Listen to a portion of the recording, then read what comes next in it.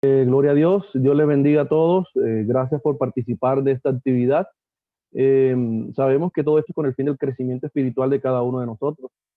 Hoy, gracias a Dios, nos tocó un tema que es bastante, bueno, ningún tema en estas cosas de Dios es sencillo, pero este tema es más manejable. Gracias a mi hermano Raúl y a Pastor por tenerme en cuenta. Bueno, entonces hoy vamos a hablar acerca de ¿tengo que ir a la iglesia?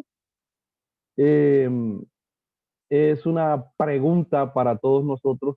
¿Tengo que ir a la iglesia? Eh, yo quisiera en primera instancia saber si ya hay algunos disponibles o están disponibles todos, saber qué es lo que piensan ustedes acerca. ¿Cuál es la respuesta que tienen a esta pregunta? ¿Debo ir a la iglesia?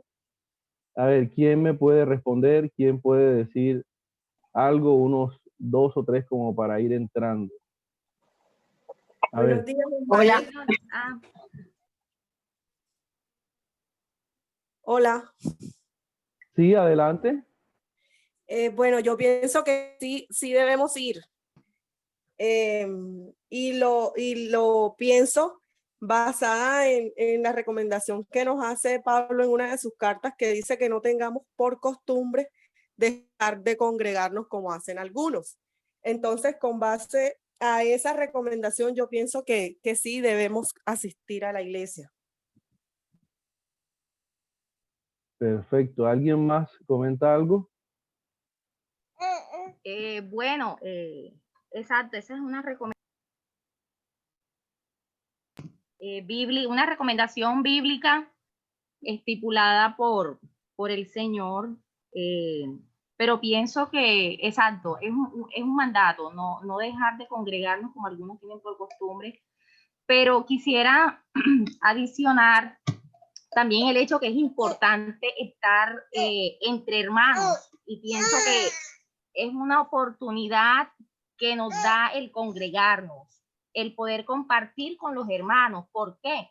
Porque si de pronto alguno de los hermanos está pasando alguna necesidad, de pronto anímicamente no está bien, allí tenemos la oportunidad de pronto de consolarlo, de confortarlo, cosa que de pronto si está solo puede de pronto su mente ir allá, más allá, tomar malas decisiones. Entonces estar entre hermanos, eso nos implica estar en comunidad, congregarnos, digo yo pues acá en mi ignorancia, que sería mucho más fácil para nosotros tomar mejores decisiones, sentirnos más tranquilos, más a gusto, más ameno. Igual en estos momentos estamos, digamos, atravesando una de las crisis, digamos, más grandes con el tema de la congregación, porque no nos estamos congregando físicamente, pero gracias a Dios hay medios tecnológicos que nos permiten por WhatsApp, vía Zoom, estar allí, porque tenemos muchas necesidades y es bonito de pronto entre uno y otro pues apoyarnos, ¿ya? Entonces quería agregar ese puntico. Amén, fantástico. La tiene clara mi hermana. Así Bueno, es. les cuento que muchas personas en todo el mundo siguen siendo atraídas hacia Jesús, pero no tanto hacia las actitudes de su iglesia. Así que surge una pregunta natural. Si me vuelvo un discípulo de Jesús, ¿tengo que ir a la iglesia?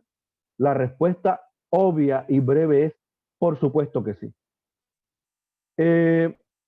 Comentamos de que debemos ir a la iglesia para capturar la atención, pues esta pregunta es retórica. Ser parte de una iglesia es mucho más que simplemente ir a un servicio en algún lado. Estoy seguro de que muchos de los que estamos compartiendo aquí han tenido ya experiencias con otras iglesias. A lo mejor hemos pensado que se podía considerar ser un discípulo de Jesús dejando la iglesia de lado, pero no se puede.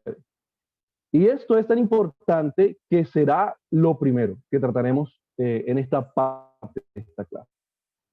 Y es, ¿qué es la iglesia? Debemos pensar en esto. La mayoría de los que están participando en esta actividad han tenido ya un encuentro con la iglesia de Jesús. Al igual que muchas de los que ya hemos recorrido este camino. A lo mejor hemos encontrado con creyentes que buscan de la fe. Puedes estar haciendo un estudio como parte de una clase, un grupo pequeño, que es este en el que estamos ahora. Se ha preguntado muchas veces acerca de cómo llegar a ser discípulos de Jesús. La gran mayoría ha llegado a estos lugares buscando en sus vidas como resultado de la comunicación que tienen con otras personas para seguir a Cristo. Ser un discípulo de Jesús es una respuesta personal al llamado de Jesús, pero también somos llamados a ser parte de una comunidad de discípulos donde hay comunión. No es redundancia, es simplemente para resaltar el par de términos. Ser parte de una comunidad de discípulos donde hay comunión. Esta es la esencia de la iglesia que Jesús vino a edificar. En la primera lección sobre el discipulado que leyeron antes, bueno, esto es lo que han compartido antes sobre Marcos, en el libro de Marcos, donde Pedro confesó, tú eres el Cristo. Eso está en Marcos 8:29. Cuando Mateo narra ese mismo incidente, el libro de Mateo narra ese mismo suceso, nos da un poco más, nos amplía un poco más de lo que sucede. Podemos leer en el libro de Mateo, el capítulo 16, el versículo 13 en adelante. La confesión de Pedro. ¿Sí? Mateo 16, capítulo 13. ¿Alguien lo puede leer? Me gustaría si alguien pudiera aportarme esa lectura. El libro de Mateo, capítulo 16, el verso 13 en adelante. Aquí lo tengo. Adelante. Mateo 16, versículo 13, ¿cierto? Bueno, Sí. habla de una legión, sí, correcto. Bueno, región, perdón. Cuando llegó a la región de Cesarea de Filipo, Jesús preguntó a sus discípulos, ¿quién dice la gente que es el Hijo del Hombre? Es eso. Sí, adelante. Sigo, continúo, listo. Sí, continúa. Le respondieron, unos dicen que es Juan el Bautista, otros que Elías y otros que Jeremías o uno de los profetas. ¿Y ustedes quién dicen que soy yo? Tú eres el Cristo, el Hijo de Dios, del Dios viviente, afirmó Simón Pedro. Sigo leyendo. Y sigue adelante. Dichoso tú, Simón, hijo de Jonás, le dijo Jesús, porque eso no te lo reveló ningún mortal, sino mi Padre que está en el cielo. Yo te digo que tú eres Pedro, y sobre esta piedra edificaré mi iglesia, y las puertas del reino de la muerte no prevalecerán contra ella. Te daré las llaves del reino de los cielos. Todo lo que ates en la tierra quedará atado en el cielo, y todo lo que desates en la tierra quedará desatado en el cielo. Exacto. Bien, paramos allí. Gracias. Bueno, les recuerdo, amigos, hermanos, que a esta altura ya se supone que ustedes deben tener su Biblia y deben, pues obviamente, estar leyendo, saber cuál es capítulo, cuál es el versículo. El capítulo es el que tiene el número grande, el versículo es el que tiene el número pequeñito. Entonces, teniendo en cuenta eso y basándonos, regresando a esta parte, deben fijarse que después de que Pedro hizo esta confesión, Jesús le dijo, yo te digo, tú eres Pedro, y sobre esta piedra edificaré mi iglesia, y las puertas del reino de la muerte no prevalecerán contra ella. La palabra iglesia quiere decir una congregación o asamblea, ¿sí? Los hebreos también han sido la iglesia de Dios, así que la palabra no era nueva para ellos. Entonces, debemos tener en cuenta en esta parte algo significativo que se resalta en esta parte, y son, ¿era Pedro la piedra? ¿Era Pedro la piedra? Forma parte esencial en la visión católica la identificación de Pedro con la piedra o roca sobre la que Cristo edificaría la iglesia y a la que se hace referencia en Mateo 16, 18. De acuerdo con esa interpretación, la piedra en realidad no solo sería Pedro, sino que por añadidura, la primicia episcopal correspondería a un suceso, a perdón, la primicia episcopal correspondería a sus sucesores identificados con el Papa de Roma. Salta a la vista que el pasaje en cuestión no se refiere en ningún momento a una posible sucesión, ni mucho menos a que ésta tuviera lugar a través de una línea episcopal, o sea, los descendientes de Pedro, que fueran asentados en Roma. Con todo, no es menos obvio para los que conocen la Biblia y la patrística, que la palabra piedra, más concretamente roca, no puede ser identificada en absoluto con Pedro, o sea, con el personaje, con el hombre Pedro, sino más bien las razones pueden ser otras, que no nos llevan a Pedro, sino a Cristo. En las Escrituras el término roca o piedra se identifica siempre con Dios. Eso lo encontramos en el Salmo 18, del 1 al 2, en el Salmo 62, del 5 al 6, en el Salmo 89, en el Salmo 26. De Yahvé, que es de quien se afirma que es la roca y la salvación. Jehová, tú eres la roca de mi vida, eres la salvación de mi alma. Bueno, en fin, el término roca al que se refiere este versículo, no está hablando de Pedro, está hablando de Dios mismo como el fundamento de la iglesia. De manera bien significativa, la idea de roca o piedra es igualmente asociada con el Mesías, o sea, con Jesús. Será ese Mesías roca, la base fundamental de la nueva construcción espiritual de Dios. Eso lo encontramos en Isaías 8. Estos versos ustedes lo pueden ir anotando, todo aquel que se sienta discípulo de Berea puede ir anotándolo y puede ir corroborando después, y cualquier cosa pues estaremos comentando. Isaías 8, en Isaías 13, en el Salmo 118 también encontramos estas referencias acerca de que el Mesías, porque en el Antiguo Testamento se hablaba de Jesús como el Mesías, iba a ser la roca de la iglesia. Los primeros cristianos vieron a Jesús como esa roca o piedra y no a Pedro. De manera bien reveladora, el mismo Pedro afirma que la piedra es Cristo y no él. Eso lo encontramos en Primera de Pedro, capítulo 5, versos 1 al 4. E identifica a Jesús como esa piedra una y otra vez. Hechos capítulo 4, verso 11 al 2. Lo mismo encontramos en Pablo, que afirma que la piedra es Cristo, en Primera de Corintios, capítulo 10, verso 4. Y que señala que ningún hombre puede poner otro fundamento que el que está puesto, que es Cristo Jesús. Bien, esto es para aclarar el término de que la iglesia está fundamentada sobre el Papa, que es el perteneciente a la Iglesia Católica, y que Pedro fue el primer Papa y que todos los que siguieron en su descendencia, sobre él está edificada la iglesia. Con estos pasajes y estos comentarios que acabamos de compartir, podemos ver que la iglesia no está basada en Pedro, está basada en Jesucristo como la roca, como el fundamento de la iglesia. Muchas otras personas a lo largo de la historia también reconocieron a Jesús. Estamos hablando en tiempos después de Jesús, ¿sí? En los años, en la época medieval, en los años subsiguientes, todo ese tiempo hubieron comentarios de personas que siempre afirmaron que la roca era Jesucristo y no era el Papa. En términos generales, puede verse que al menos hasta el siglo VIII,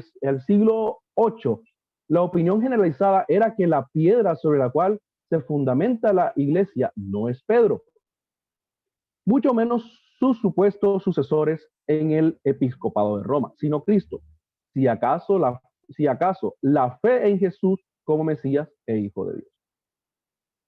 De no menos importancia es el hecho que en el texto griego queda claramente diferenciado, por un lado, Pedro, que significa Petros, piedrecita, y por otro lado, Petra, que significa piedra o roca, sobre la que se sustenta la iglesia y que obviamente no puede ser Pedro. Teniendo en cuenta todo esto, podemos analizar que Lastimosamente, si hay alguno todavía que simpatiza demasiado con la Iglesia Católica creyendo que es la verdadera, pues no es así. No es así. Porque la Iglesia del Señor, aunque todos somos católicos, el término católico significa universal, así que en sí todos somos católicos. Si nos vamos a mirar términos literales, la palabra católico significa universal, así que nosotros hacemos parte de la Iglesia de Cristo universal, entonces nosotros también somos católicos. Lo que nosotros no somos es católico, apostólico y romano, pero sí somos católicos. Bien, entonces, regresando a lo que estamos compartiendo, me gustaría, no sé si Raúl puede pasar el video que tenemos de apoyo. Ismael, una preguntita. Ahorita que tú hacías referencia. Sí, claro, adelante. Ahorita que tú hacías referencia sobre la Iglesia Católica, en el sentido, bueno, la verdad es que yo desde pequeña yo nunca fui a la Iglesia Católica, realmente. Así que yo muy poco conozco de ellos. Acá ni mi mamá ni mi papá nunca tuvieron tiempo y mucho menos nos llevaron a nosotros. Entonces tú hacías referencia sobre que ellos que creen que la roca es Pedro. Y que el fundamento de la iglesia es Pedro. Y por lo tanto, sus sucesores, ¿sí? Porque ahí dice, o sea, ellos malinterpretan esa parte que dice, y sobre este fundamento, y pueden utilizarlo como que los sucesores de Pedro, o sea, los papas, son sobre los cuales se fundamenta la iglesia. ¿Ya? Lo cual es una mala interpretación de esta parte de la palabra. ¿Sí? ¿Entendido? Ok. Sí, no, la verdad es que ni idea, no sabía. ¿Alguien más tiene algo que comentar respecto a esta parte por donde vamos? Yo quería anotar que, en efecto, estas son unas consideraciones muy posteriores al primer siglo y estamos hablando del segundo y tercer siglo, cuando se empiezan a establecer formalmente los papados como círculos de poder. Entonces, la razón por la cual se utiliza esta figura de Pedro es precisamente para justificar y aprovechando que la traducción de Pedro, Petrus, es piedra. Entonces, partieron haciendo algo que se conoce como una alegoría. Alegorizaron el nombre para justificar una posición eclesiástica que no tiene ni pies ni cabeza, porque Jesús lo que estaba haciendo era claramente una afirmación de sí mismo a partir de ese juego de palabras que nosotros encontramos allí. Ya en otro momento podemos ver unas referencias cruzadas que justifican esto, mejor dicho, que afirman que es Jesús la piedra angular sobre la cual se edifica la iglesia. De hecho, en 1 Corintios capítulo 3 y capítulo 4, Pablo claramente hace la afirmación de que sobre el fundamento del que está edificada la iglesia es Jesucristo. Ni Pablo, ni Apolos, ni ninguno, todos son obreros, pero el fundamento es Jesucristo. Pero bueno, otro día hablamos más largo. Amén. Rueda el video, Raúl.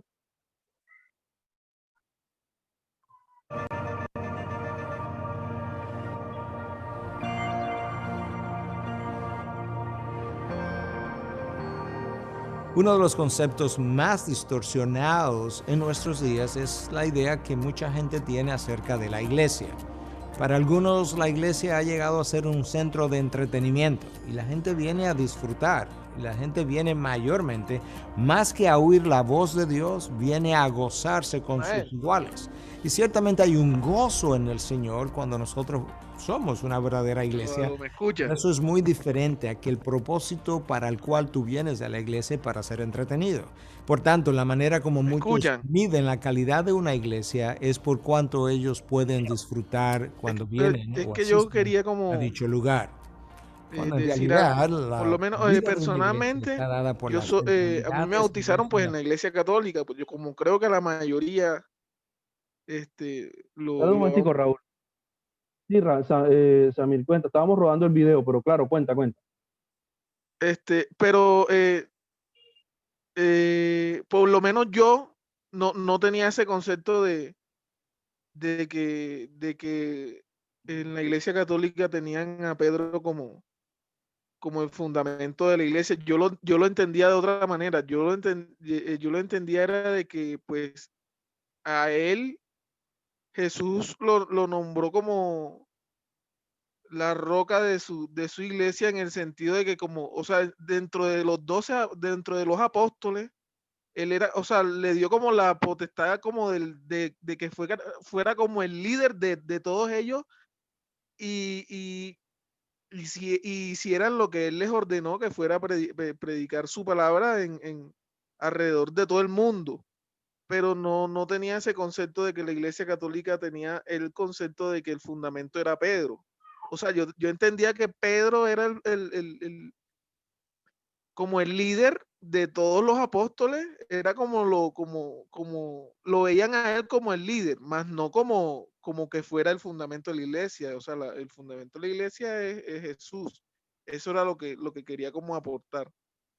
Bíblicamente es así como tú lo dices, es claramente el fundamento de Jesús. En segundo lugar, a quien básicamente envía al mundo, es decir, a los gentiles, es a Pablo. Y por eso lo llama él. Y Pedro, en efecto, asume un liderazgo, pero no solo Pedro. Estamos viendo que está Pedro y está Juan, y luego vemos un concilio. Es por eso que bíblicamente no se habla de la iglesia de un líder, sino la iglesia que es liderada por ancianos, pero la iglesia somos todos. Entonces, quería hacer esa claridad rápido. Si quieren, al final hablamos un poquito más. Y precisamente, pues si fuéramos a hablar de la persona encargada de distribuir el evangelio a nosotros, gentiles, nosotros no somos judíos, tendríamos que hablar del tal líder. Debería haber sido entonces Pablo, porque fue quien el mensaje lo sacó de Jerusalén y lo mandó a los exteriores, a Roma, a los lugares alrededor. Y Pablo, si nos ponemos a Pedro, si nos ponemos a estudiar la palabra, nos damos cuenta que no fue el más ilustre de los apóstoles, porque cometió muchos errores e hizo muchas cosas que pues incluso hasta Pablo tuvo que reprenderlo por muchas inconsistencias en su vida cristiana. Pero bueno, ya tienes claro, Samir, esa parte con respecto a lo que acabas de comentar. Sí, o sea, yo siempre he tenido claro que el fundamento de la iglesia es Jesús, pero lo que no sabía era eso, que la iglesia católica tenía como fundamento Pedro. O sea, nunca lo había escuchado. Sí, de hecho, ese es lo que ellos utilizan para basarse de que los sucesores de Pedro son los papas y por lo tanto en ellos debe centrarse la iglesia. Así bueno, es. nuevamente, Raúl, vamos a rodar el video. Perdóname rapidito, y de hecho afirman por eso que Pedro es el primer papa. Así es. Y que no se casó. Bueno, hay tantas cosas con respecto a ese tema que son bastante controversiales.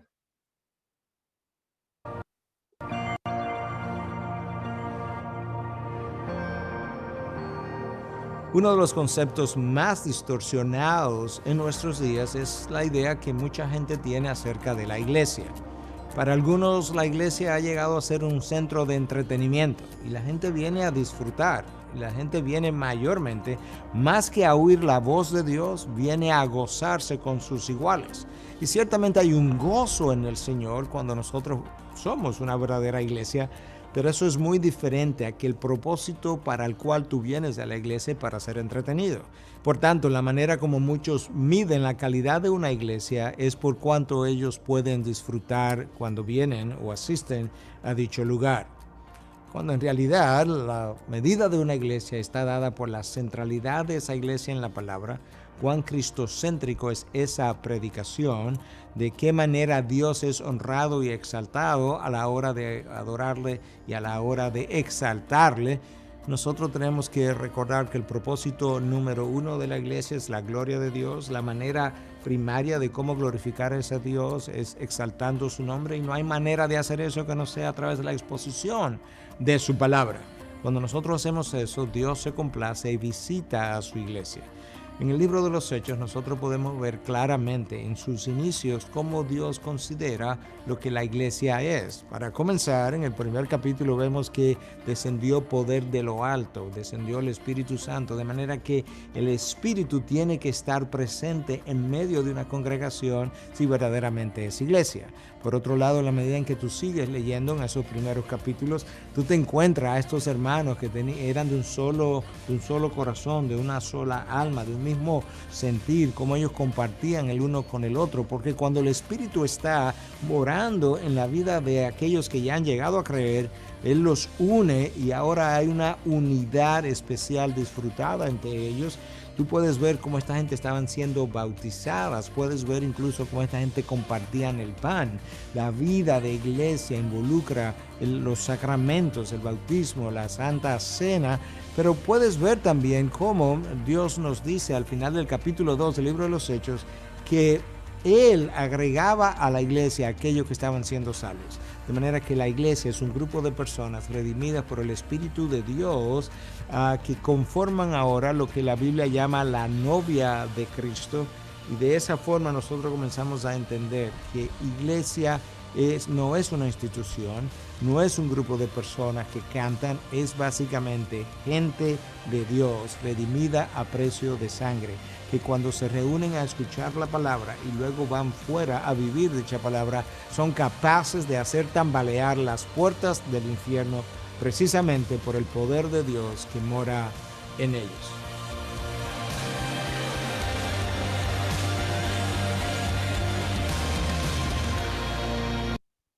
Muy bien, interesante este video. Me quedo con esa última frase.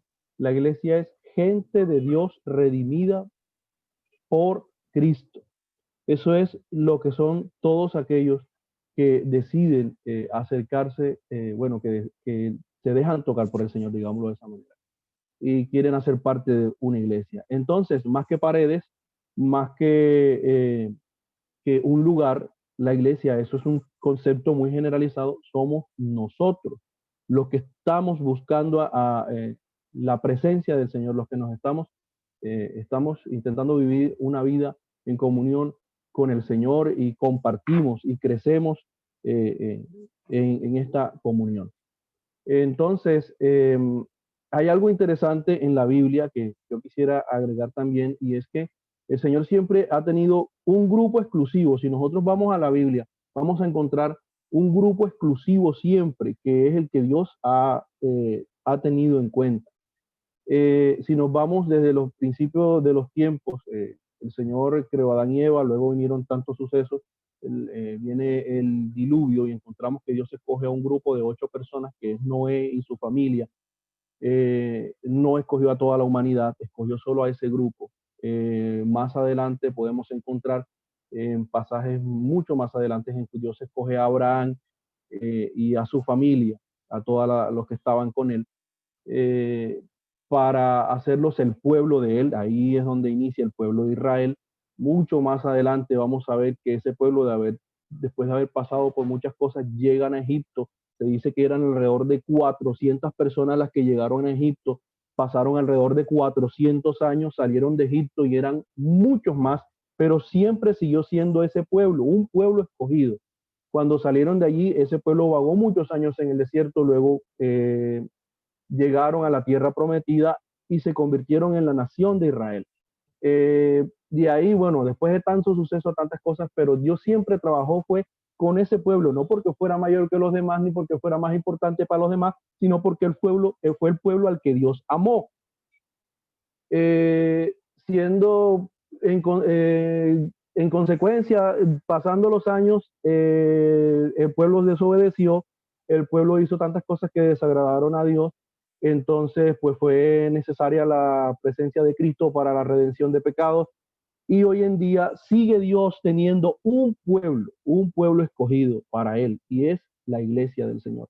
Entonces vemos que a través de la Biblia vamos a encontrar siempre este mismo patrón de que Dios tiene un pueblo para Él, un pueblo para que sean llamados sus discípulos. Tiempo fuera. Si vamos a ver Marcos, el capítulo 3, versos 13 al 19, encontramos que los apóstoles llegarían a ser los líderes de la iglesia después del tiempo en que Jesús iba a estar en la tierra. La palabra apóstol quiere decir enviado o enviado en una misión. Pero Jesús escogió a los apóstoles dentro de sus discípulos. El llamado único de apóstol se cumplió en la fundación de la iglesia y la porción de la Biblia llamada Nuevo Testamento. Pero discípulo sigue siendo el término que identifica a los seguidores de Jesús hasta el día de hoy. Aquí podemos corroborar parte de lo que leíamos arriba acerca de la roca que es Cristo y la confesión que hizo Pedro de que él era el Hijo de Dios. Entonces, los apóstoles, que fue un único ministerio, que son aquellos que vieron a Jesús, que son los 12, el que se equivocó, que fue Judas, fue el hijo de perdición. Entonces, en su lugar, después de que murió Esteban, surgió Pablo, ¿sí? Que fue el apóstol a los gentiles. Si se dan cuenta, el Nuevo Testamento está escrito básicamente por ellos, ¿sí? A diferencia de Marcos, que fue el médico que también escribió parte del Nuevo Testamento, y lo que tienen que ver con los fundamentos de lo que estamos hablando, el fundamento de la iglesia, fueron escritos por los apóstoles y bueno, quien más hemos mencionado. Entonces ahí podemos ver que es esa Biblia, es eso, las porciones que utilizamos nosotros para crecer como iglesia, como fundamento, lo que tenemos como fundamento para crecer el día de hoy. ¿Los cristianos siempre son discípulos? Si ustedes pueden notar, no hemos utilizado todavía mucho la palabra cristiano. Esa palabra ha perdido su significado original y puede significar casi cualquier cosa que la gente quiera. De hecho, desde la perspectiva de muchos, incluso de lo que ya está en la iglesia, existe una diferencia entre un cristiano y un discípulo. Puede que se piense lo mismo. Se puede ser un cristiano sin ser un discípulo de Jesús. Pensar en el discipulado como una clase de compromiso cristiano avanzado, se puede pensar de esa manera. Jesús y los escritores del Nuevo Testamento no hacen ninguna distinción entre un discípulo y un cristiano. La palabra discípulo se usa más de 200 veces en los 4 evangelios. La palabra cristiano quiere decir pertenecer a Cristo. Y se usó por primera vez para describir a los miembros de la iglesia en Antioquía. Eso es la región que hoy se conoce como Siria. En el Nuevo Testamento hay un libro llamado el Libro de los Hechos, el cual narra la historia de los primeros años de la iglesia de Jesús. Y hay una parte que dice, fue en Antioquía donde a los discípulos se le llamó cristianos por primera vez.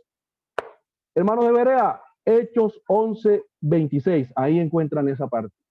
Por lo tanto, voy a seguir usando el término discípulo o seguidor de Jesús, ¿sí?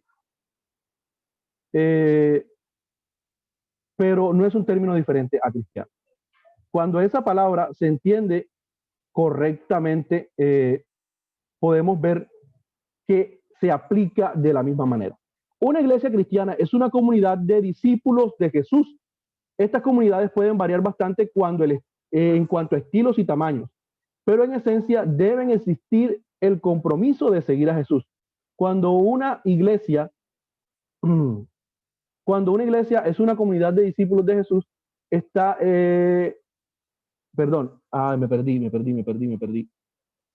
Aquí tengo que aclarar algo que mi hermano Raúl me dijo que hiciera énfasis, y es que la iglesia de Cristo es interdenominacional.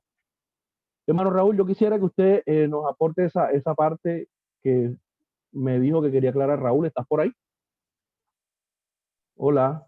Sí, mi hermano, acá estoy. Sí, básicamente es teniendo en cuenta esto mismo que has mencionado, Ismael, que se encuentra en Hechos. Jesús, el cristianismo no está edificado tampoco, porque a veces podemos tender a creer que si bien es cierto, Cristo es la roca, sobre esa roca yo voy a edificar una denominación. Entonces, si lo vemos de esa manera y si vamos al texto donde se nos dice que ya hay un fundamento, que ya hay una roca, y sobre ese fundamento es que se edifica la iglesia, nosotros podemos afirmar que la iglesia no es denominacional, aunque existan denominaciones. Ojo, con esto no estamos diciendo que las denominaciones bautistas, metodistas, cuantas hay, estén mal o no sean la iglesia, y nosotros sí lo seamos, sino que la iglesia en general es una sola. O sea, la iglesia es universal en ese sentido, la iglesia es católica en ese sentido porque es una sola, o sea, son aquellos que han sido redimidos por Cristo, pero la iglesia también es local. La iglesia es Gracia Abundante, la iglesia La Fe, la iglesia bautista, qué sé yo, Palabra de Vida. La iglesia tiene sus localidades como la tuvo en el Nuevo Testamento, la iglesia en Roma, la iglesia en Corintio, la iglesia en Tesalónica, era local también. Pero lo que queremos decir con que no debemos ver este tema de la denominación es porque a veces se tiende a aferrarse a una denominación y se tienden a ver a los demás como no hermanos. Y por colocar un ejemplo, en algún momento yo estuve en una iglesia donde se prohibía ir a otra iglesia que no fuera de esa denominación. Entonces los pentecostales no pueden ir a iglesias bautistas, los bautistas no pueden ir a iglesias metodistas, los metodistas no pueden ir a iglesias wesleyanas, y entonces terminamos desuniendo más la iglesia que uniéndola. Entonces, mis hermanos, el punto acá que queríamos aclarar es que la iglesia en este sentido es una sola. El Señor no va a venir ni por los bautistas ni por los presbiterianos, el Señor va a venir por sus hijos, por aquellos que Él ha redimido a precio de sangre. Y bueno, básicamente era el comentario ese el que queríamos aclarar. Muy bien. Cuando una iglesia pierde su llamado fundamental de ser una comunidad de discípulos de Jesús, eso es una señal importante que indica que algo anda mal. Cuando el enfoque es la iglesia en sí misma, en vez de Jesús, la iglesia se vuelve instrucciones que existen para perseverar sus propias organizaciones y tradiciones. Bueno, cuando comenzamos a leer esto nos dimos cuenta que preguntamos, ¿un discípulo debe ir a la iglesia? Por supuesto que sí. A esto nos referíamos. Tiene que ser parte de una comunidad de discípulos donde aprendan a seguir a Jesús junto con otras personas. No será una iglesia perfecta porque estará compuesta por discípulos que están luchando igual que nosotros, ¿sí? Así que mi hermano y mi hermana que me escuchas, siempre vamos a encontrar personas imperfectas en la iglesia, empezando por mí, o sea, por ti. Entonces no podemos esperar encontrar una congregación perfecta porque ni siquiera los 12 fueron perfectos. Si nos vamos a analizar ese grupo de los 12, empezando que había un ladrón y suicida, continuando con que existieron dos, que fueron Judas y su hermano, que deseaban que descendiera fuego del cielo para destruir una ciudad, odiaban a las personas. Podemos ver a Pedro que le mochó la oreja a un soldado. Podemos ver ahí mismo Pablo, que también fue consentidor en la muerte de cristianos. Hubo uno de ellos que negó a Jesús, que no creía en Jesús. Cuando resucitó dijo que tenía que tocar el hueco de su mano para ver que era verdad. Y así, bueno, nos podemos dar cuenta que no hay iglesia perfecta. El que debe ser perfecto es Cristo, que por supuesto lo es. ¿Cómo te ayuda la iglesia a crecer como discípulo? Podríamos preguntarnos, ¿cómo sé a qué iglesia ir? Debe ser un número pequeño de discípulos. La iglesia de Jesús ha crecido hasta desde ser un número pequeño de discípulos, la iglesia de Jesús ha crecido hasta convertirse en un grupo religioso, el más grande del mundo. Actualmente hay muchos lugares en el mundo con varias opciones de iglesia. A lo mejor te has desilusionado varias veces en esta búsqueda. Aquí hay una lista de 4 cosas que debe hacer una iglesia saludable para que sea una iglesia de Jesús verdadera. Debemos estar claros en esto y tener la confianza y la dirección de Dios para identificar estos puntos. La iglesia es donde se confiesa públicamente la fe en Jesús. debemos mirar esto. Llega un momento en que tendríamos que declarar públicamente que somos seguidoras de Jesús. Cuando estuviéramos listos para hacerlo, se hará una ceremonia para poder nosotros participar y poder hacer esta confesión. Bueno, no quiere decir que usted en la iglesia tiene que ser algo ceremonial. Yo ahora te acepto, Señor, como mi único Salvador y de ahora en adelante yo soy cristiano. Ya sabemos que eso no funciona de esa manera, sino que debe ser a través de un proceso de transformación que el Espíritu Santo hace en nosotros y que es Él, solo Él, el que lo hace en nuestras vidas. ¿Sí?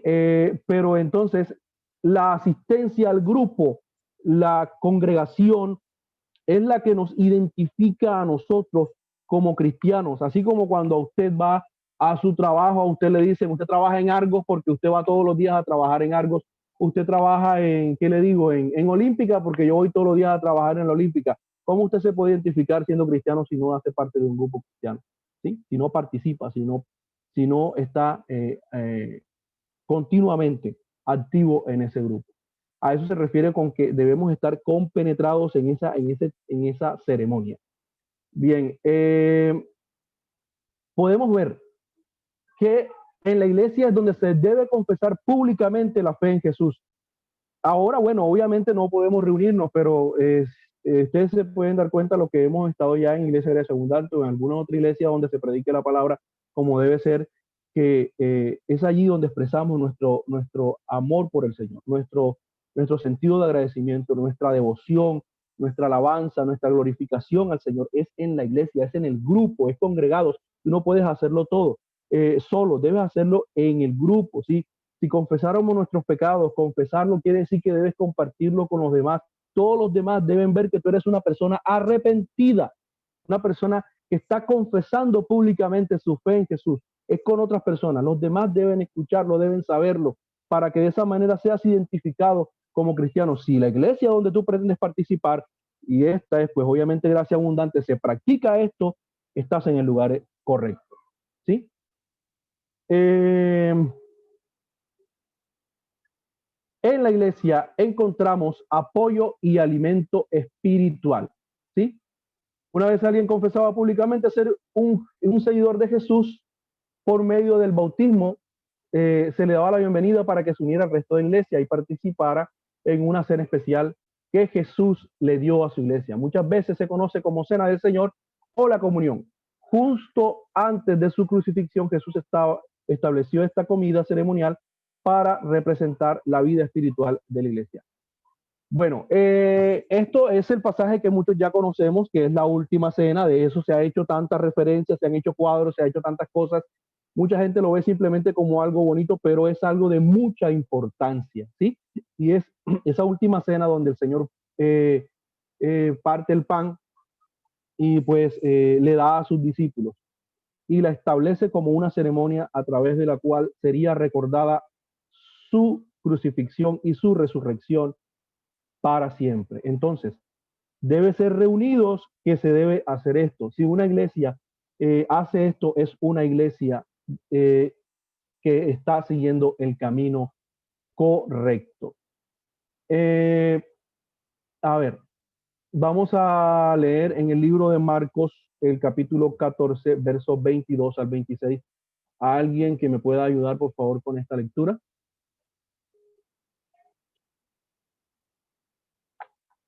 Hola. ¿Marcos qué? Marcos capítulo 14, el verso 22 al 26.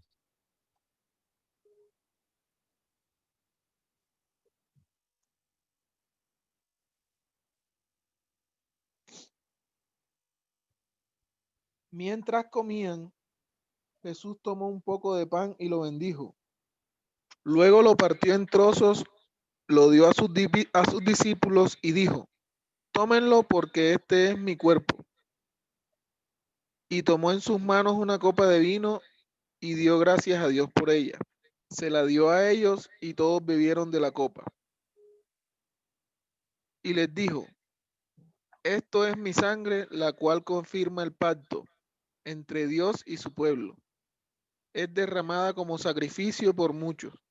Les digo la verdad, no volveré a beber vino hasta el día en que lo beba nuevo en el reino de Dios. ¿Hasta Ok, ahí? sí, hasta ahí está bien. Bueno, podemos ver que este es el pasaje que he descrito anteriormente, que es la Santa Cena. Entonces, la iglesia del Señor se caracteriza por compartir esta cena como recuerdo del Señor Jesucristo, de su sacrificio y de su resurrección. Entonces, de forma simbólica, se toma el pan y se toma el vino. El pan como el cuerpo de Cristo y el vino como la sangre de Cristo. Es una forma simbólica, no es real como de pronto se ha enseñado en algunos otros lugares, no es real, es simbólico. Eso debemos hacerlo en comunión, siempre como iglesia, juntos. Debemos hacerlo como algo que mandó Jesús para todos nosotros como su iglesia. Bien. Como cada aspecto de la comunión se conecta a la vida de la iglesia en sus ministerios de oración, enseñanza y servicio, somos sostenidos por nuestra comunión con Jesús, que se representa al comer el pan y beber el vino. Hacemos esto los unos con los otros. Comunión refleja la misma esencia de comunidad. Y repetimos esta comida una y otra vez mientras estamos en esta tierra, pues nuestra necesidad de estar en comunión con Jesús y con los demás hermanos solo irá de aumento a medida que crezcamos como discípulos. Ciertamente hay mucho más que decir acerca de la iglesia como el lugar para crecer espiritualmente. Esto muchas veces se describe como formación espiritual, el proceso de acercarnos más a Cristo en lo personal y como una comunión. Pero a estas alturas de esto que estamos mirando, es suficiente con que un discípulo nuevo o renovado sepa que sin una iglesia estará luchando con el deseo de seguir, me perdí. Pero a estas alturas de nuestro estudio es suficiente con que un discípulo nuevo o renovado sepa que sin una iglesia estará luchando con el deseo de seguir a Jesús. ¿Sí? O sea, no tendrá la convicción clara de si quiere, si puede, qué debe hacer, a quién debe preguntar, qué debe leer, cómo debe hacerlo. ¿Ya? Es en la iglesia donde aprendemos todo esto. Entonces, nos damos cuenta que la iglesia es necesaria para seguir a Cristo. Si usted desea seguir al Señor, si usted dice que quiere seguir a Dios, que es una nueva criatura, usted debe congregar. Usted debe ir a una iglesia. La iglesia es la base de operaciones para servir a Jesús amando a nuestro prójimo. ¿Sí? Hay que tener en mente que el discipulado es fundamental para que sirvamos a los demás y reflejemos la compasión que Jesús tuvo por los que están en necesidad. Tenemos que proclamar las buenas noticias que Él proclamó y también tenemos que compartir la luz que ha venido a nuestras vidas gracias a Jesús. Esto se remonta al original de Jesús: vengan, síganme y los haré pescadores de hombres. Aquí quiero hacer un paréntesis y reforzar esto que acaba de decir aquí, y es que ¿cómo puede saberse que un cristiano ha nacido de nuevo? Pues obviamente es por sus frutos. ¿Cómo así? Porque es compasivo, porque ama a su hermano, porque sirve es servidor. Pero ¿cómo puedes hacerlo tú en tu casa si no deseas ir a un lugar donde compartir? ¿Sí? La palabra dice que debemos ser misericordiosos con las personas necesitadas, pero primeramente con los que creen en su palabra, o sea, con los de la iglesia. ¿Sí? ¿Cómo se va a conocer que tú eres dadivoso? Porque Cristo te ha redimido, te ha libertado, te ha hecho libre. Tú debes ser dadivoso. Tú debes ayudar a tu prójimo. ¿Cómo vas a hacerlo si no perteneces a un grupo? ¿Sí? Eso tiene que conocerse. No es un requisito para ser salvo, pero sí es una consecuencia de tu salvación. Entonces, eso se hace en la iglesia. Por eso es que ustedes ven en el grupo general de la iglesia, ahorita que hubieron inundaciones, que hubieron gente sufriendo por la pandemia, que nuestro pastor José Ricardo compartía que quien quiere apoyar, en qué quiere ayudar, pues eso, a eso se refiere a ser iglesia. Eso también es compartir el evangelio, eso también es ser cristiano, es ser evangélico, digámoslo, si vamos a hablarlo de esa manera. A eso se refiere. Si alguien quiere cantar y servir en un ministerio de los que se encuentran estipulados en la iglesia local, pues obviamente debe ser con los hermanos que asisten a la iglesia, aquellos que digo yo, quieren servir en el grupo de los jóvenes, en los jóvenes. Si hay un grupo dedicado a los caballeros, pues tiene que ser con los caballeros de la iglesia. Si hay alguien que quiere cantar, pues sí, le cantamos al Señor, pero lo hacemos con los hermanos de la iglesia. En fin, todo está enfocado a que sea hecho en comunidad para el servicio del Señor. Continuando, la iglesia nos ayuda a tener una familia centrada en Cristo. Cuando nos arrepentimos, creemos en el Evangelio y seguimos a Jesús, esto impacta cada aspecto de nuestra vida. Seguimos a Jesús en la manera en que tratamos a los demás, la forma en la que hacemos negocios, el modo en que vivimos nuestras vidas cotidianas. Una de las áreas más importantes en las que se expresa esta verdad es en nuestra familia. Si eres un discípulo de Jesús, vas a querer un esposo o una esposa que siga a Jesús.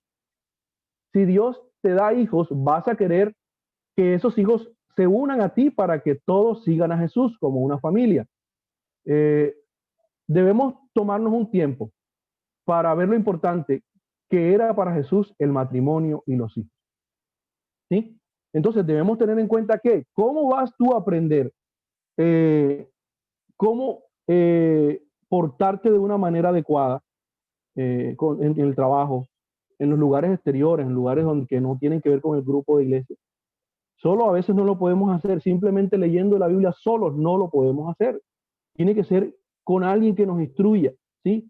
En un lugar donde veamos el ejemplo de otras personas y de esa manera nosotros podamos ver, de esto es que así es que funciona, de esta manera es que funciona. Entonces vamos a ver buenos ejemplos y de esa manera también nuestros hijos van a ver nuestro ejemplo y van a poder ellos ver, pero mi papá hace esto, mi papá ora, mi papá lee la palabra, mi papá es esto. Bueno, tantas cosas que pueden servir de buen ejemplo para nuestros hijos como creyentes nosotros. Entonces vamos a crecer como iglesia, todas las personas, ¿sí? Algunos llevan un tipo de lucha, otros llevan otro tipo de lucha, entonces ya tú superaste una dificultad, una lucha que el Señor te permitió que pasaras, pero otro hermano aún no la ha pasado y no sabe cómo sucede lo que te está pasando a ti. No sé si me hago entender en esto que estoy diciendo. Ahí podemos ver la gracia y la obra del Señor en cada uno de nosotros, ¿sí? Y puedo yo crecer como cristiano y como comunidad. No sé, yo voy como hablando mucho. ¿Alguien tiene algo que aportar? ¿Hay alguna pregunta? ¿Hay algo que decir? No sé, cuéntenme. Sí, aprovechando Ismael, que dijeron que... ¿podrías? Aló. Dale, ¿Sí? dale, Samir. Sí, lo que quería acotar es que ya tenemos que ir cerrando porque nos quedan unos escasos minutos. Entonces, dale, No, Samir. pero es contigo lo que voy a preguntar. Si Ismael me podría recordar un momentico la diferencia entre apóstol y discípulo. O sea, entiendo que discípulos fueron todos o somos todos los seguidores de Cristo, pero aparte de eso, Cristo escogió entre sus discípulos a los apóstoles para hacer Así es, a los un apóstoles. trabajo específico. Un trabajo específico. Apóstol significa enviado, ¿sí? El apóstol, la palabra apóstol literalmente significa enviado para un trabajo específico. Entonces, los apóstoles fueron esos 12 que el Señor, porque Él quiso, los escogió para darles la labor de difundir, de tener los fundamentos, que obviamente es Él, para que ellos la tramitan al resto de seguidores, al resto de discípulos y al resto de personas una vez Cristo muriera y ya no estuviera aquí. Entonces podemos ver que los apóstoles, esto puede ser incluso indagado mucho más adelante. Raúl, el pastor José podrán darle mucha más información de esto porque es un tema mucho más complejo, pero continuando con lo que te quiero decir, los apóstoles debían tener un requisito y uno de esos requisitos era haber visto a Jesús, ¿sí? Los apóstoles tenían que haber visto a Jesús. Vemos que los 12 discípulos que se convirtieron en apóstoles vieron a Jesús y cumplían con ciertas características que no tenían el resto de discípulos. Entonces, Pablo, pues obviamente también vio a Jesús porque Pablo fue tumbado de una montura cuando iba hacia Damasco, así es, Raúl, hacia Damasco, ¿cierto? Iba en la montura y fue tumbado, y ese que lo tumbó fue Jesús, en medio de una luz resplandeciente. Entonces vemos que Pablo también cumple el requisito de ser un apóstol. Hoy en día no existen los apóstoles, ese es el tema que si tú quieres ampliar sobre él, podrás ver, preguntar, eso es, lo encontraremos más adelante. Pero entonces, discípulos somos el resto de los demás, todos nosotros somos discípulos. Los cristianos hasta hoy en día todos somos discípulos. Aquel que es el pastor José Ricardo, el pastor Carlos, Raúl, y tanta eminencia que puede ser eruditos en la palabra y conocer tantas cosas, todos son discípulos. Todos son discípulos. Los apóstoles fueron solo los 12, ¿sí? Entonces, ¿sí? Disculpa, te habla Lady. Sí. ¿Y por qué por lo menos vemos en otras iglesias también pues evangélicas que a veces dicen X día tenemos la visita del apóstol no sé qué? Y así, o sea, tienen dominaciones de otras personas pues de decirle apóstol. Sí, bueno, mira, esos son malas interpretaciones. Ay, se acabó. ¿Qué fue esto? Ah, ok, se me había bloqueado el celular. Malas interpretaciones que se tienen con respecto a estos términos. Como te digo, si vas a comparar la vida de un apóstol de la antigüedad, cuando estuvo Cristo, a hoy en día no tienen comparación. El apóstol no andaba en un, ¿qué te puedo decir? Hoy en día andan en un avión privado con tantos lujos, tantas cosas. No, los apóstoles, Pablo, estaba encerrado con Silas en una cárcel después de haberle dado más de 100 latigazos y de esa manera lavaban al Señor. Pablo escribía, Lucas, que era el médico de Pablo, le escribía sus cartas porque él no podía escribir porque estaba casi ciego y escribía las cartas a las iglesias, ¿sí? Entonces nos damos cuenta que un apóstol no es alguien que hay que rendirle pleitesía como es lo que se cree hoy en día. Eso es una mala interpretación. Un apóstol es un servidor. Fueron servidores, ¿sí? Fueron servidores de Cristo que sufrieron por la causa de Cristo. Casi todos murieron decapitados, casi todos murieron, sí, con muertes horribles. El único que salvó fue Juan.